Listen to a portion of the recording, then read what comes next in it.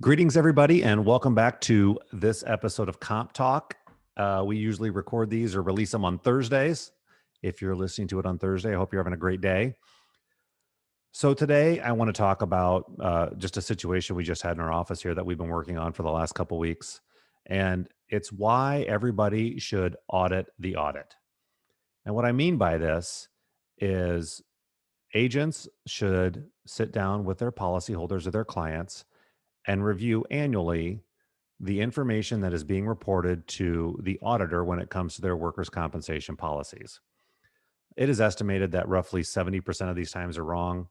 Uh, I don't have the real hard, fast numbers in my office, but they seem to be wrong an awful lot. So, when do you want to audit the audit? If I'm looking at a $2,000 or $3,000 workers' compensation policy, I would assume that it should be pretty straightforward because it's probably a 1 or 2 person operation, that there's not going to be much discrepancy and the business is going to have a general understanding of what their actual payroll was. Um, so I don't do what I'm going to talk about today on those smaller policies. I don't have time. Um, Generally speaking, we send that out to the client. We say, hey, if you think there's something wrong, let us know and we'll dig in.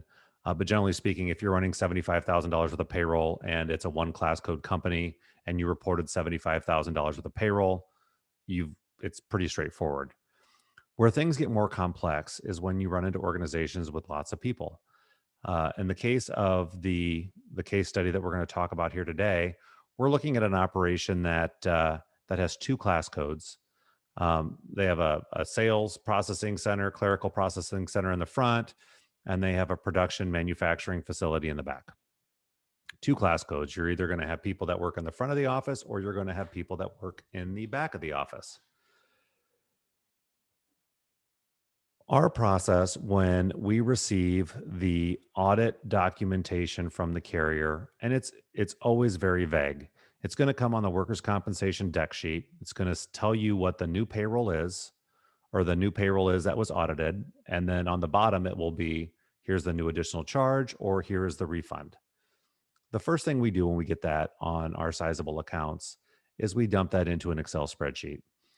And this Excel spreadsheet is free for download. We're going to put it under the resources tab on thecompeffect.com. Help yourself to it. It's pretty self-explanatory to use, but we'll put some notes in there for you if you're unfamiliar with this. But generally speaking, there is a column on the left that has a class code and a job description, the rate that was set at the beginning of the policy, and then there are a couple columns. There was estimated and there's actual. The estimated payroll amounts come from the beginning of the policy period, and the audited come from the most recent audit information. We compare those two and we see if additional premium is due or if a premium needs to be returned. It's pretty easy in there when you're looking at 2 class codes to see where the overages or under is on payroll. We then take that and we say, hey, it looks like the insurance company wants some more premium. It looks like your payroll was up. Can you please validate this? We ask our clients to save the information that they submitted to the carrier for review. And they'll pretty quickly tell us that it looks right or it doesn't look right. It matches or it doesn't. And when you're looking at whether it matches, please do not look at total payroll. Look at the actual payroll that was reported for each class code.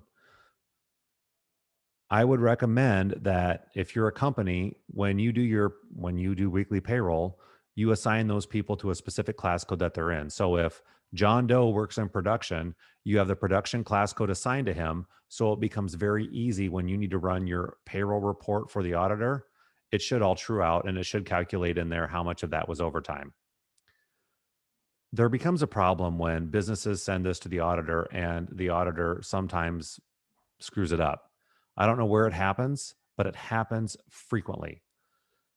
So in the case of this risk, we went back and we reached out to the carrier and we said, we need the detailed audit worksheets. And a lot of you may not have seen the detailed audit worksheets, but there is a very lengthy report that the auditor has done on the business that breaks out payroll by person, by class code, and the calculation of what payroll was actually used that compiles to the front page of the deck page of the policy.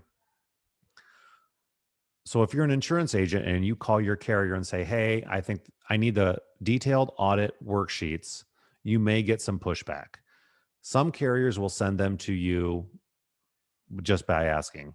Other carriers will say, we need permission from your client to share that information. And if I could go on a rant here for a little bit, uh, I would rant that that is not the insurance company's client. That's my client. Um, we represent them in the marketplace. And when we ask for information, we should get it. But I certainly get that payroll is somewhat sensitive and maybe not, maybe some people don't want that out there. So that brings us to the next thing. When you're doing an audit for payroll, I don't care what people make. It goes in one eye and out the other. Uh, I'm indifferent to it. We're respectful of the data. We get that businesses may not feel okay sharing the payroll data with us, but you have to get past that if you're going to do your due diligence and your job for that client. And if you're a company listening to this, give your agent the information if you trust them. And I assume you do because you trust them with your entire risk management package. Let them have the data, they know what to do with it. So in the case of this, we get the detailed audit worksheets and we spreadsheet it out.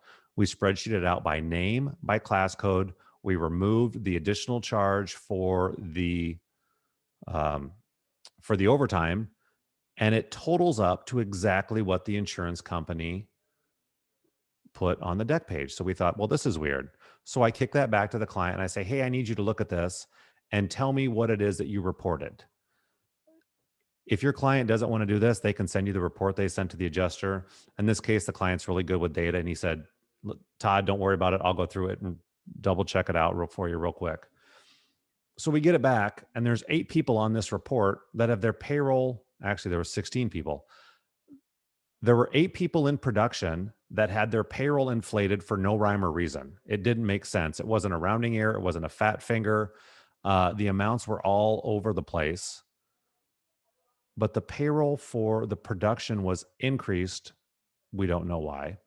And the payroll for the clerical was decreased. Now, the production payroll rate is much higher. And therefore, this results in a bigger charge to our client or an overcharge because of the discrepancies. So it's taken us 3 weeks. And here's my next problem. So when I reach out to the insurance company and I provide the insurance company with all of this data and I say something is not right with the audit, please have your auditor get in touch with me and my client. We want to understand what the discrepancy is. Once again, we are not included as an agent in that audit request until our client brings us back in the loop. They carbon copy us and say, here's the issues. So when we bring these to the adjuster, which we did this morning, I have yet to get a phone call back or a response as to why these are wrong. I think we honestly just caught this adjuster with his pants down and he was screwing up the audit. Whether it was intentional or unintentional, I'm not really sure. We'll figure this out later on down the road. But I get excited about this and I want to talk about work comp. And so I wanted to share this with you guys today. I'll give you an update later on how this shook out. So the long and the short of it, we've gone back. Owners who were excluded from payroll were included in payroll. People were mismatched. We have no rhyme or reason why. The end result is the auditor's incorrect classification of payroll add an additional 10% of premium to their audit because of their screw up.